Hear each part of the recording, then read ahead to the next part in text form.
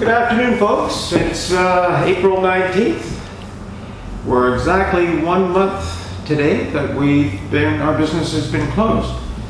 And it seems to have been a long time, and then other times it seems to have gone by quite quickly. It's quite short. Trust you're all well, still winning at the game of playing tag with Wuhan. It's going to be interesting, and this is all over, as everybody tries to unwind what went wrong with being prepared and being ready, and what went wrong with the reaction to what happened. And I think, nobody is downplaying the seriousness of this virus, and but at the same time, we are not downplaying how serious the reaction has been. When you think that literally the whole world, Western world, is shut down because of this, and it doesn't take a lot of thought to sort of recognize the dangers that just loom over the horizon. And the longer we don't get things reactivated, the bigger that danger is.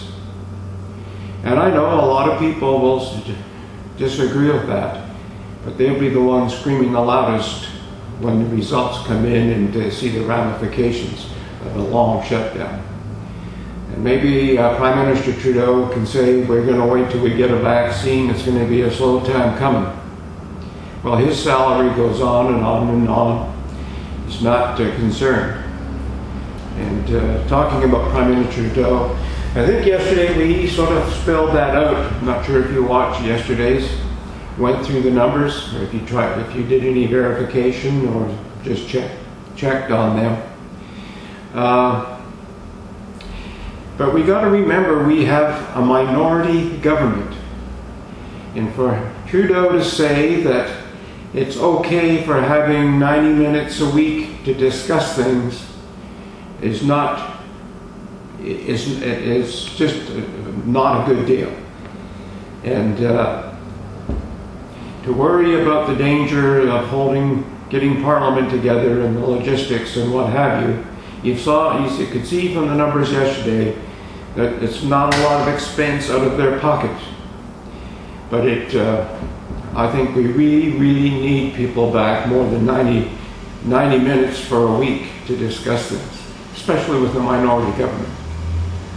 For me, it's getting a bit annoying to watch him come out of his house and stand at the bottom of the stairs and go on and on. I think we need to have more people involved. And again, he does not have a majority. This is a minority government. And it doesn't matter which party your hat lands in, or which party you camp with. I mean, it's just for the whole system to work, for democracy to work. I mean, we can't do it this way. And to say we're going to have television or virtual parliament, to me, is purely bogus with a minority government. And they say there's a danger. Well, there's a danger in anything, but that's what we have leaders for. Leaders to sort of guide us through this and get serious about it and go to work. At the end of this, I'm going to post a couple of videos, like I usually do. And one is really cool. It's about statistics with Dr. Seheult.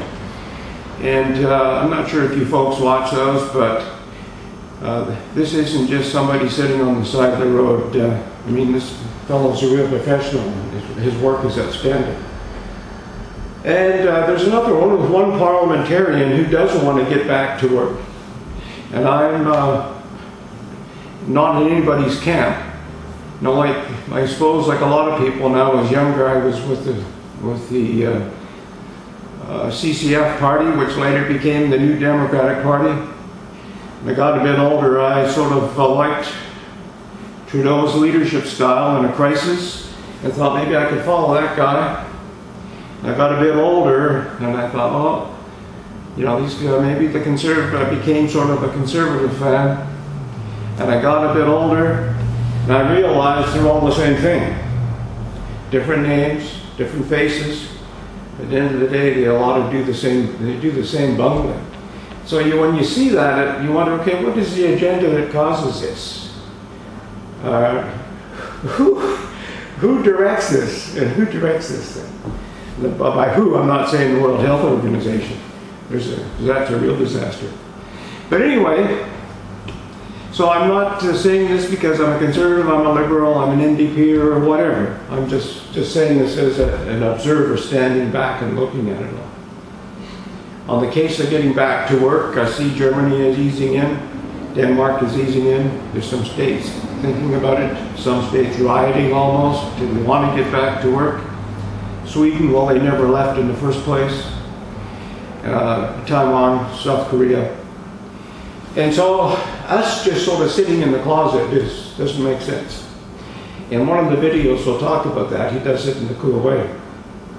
And again, I challenge people to watch those. If you're, you don't have, most of us are in isolation. What have we got to do?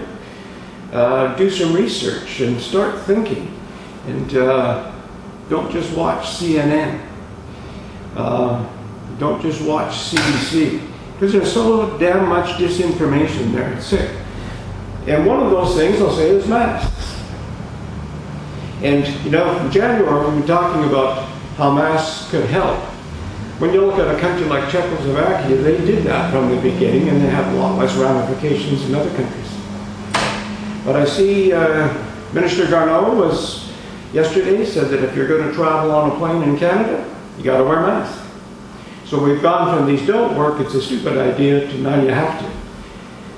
Now, if we would, like I was saying earlier, when this all ends and we analyze it, we'll see the mistakes that were made and how we could have done a better job.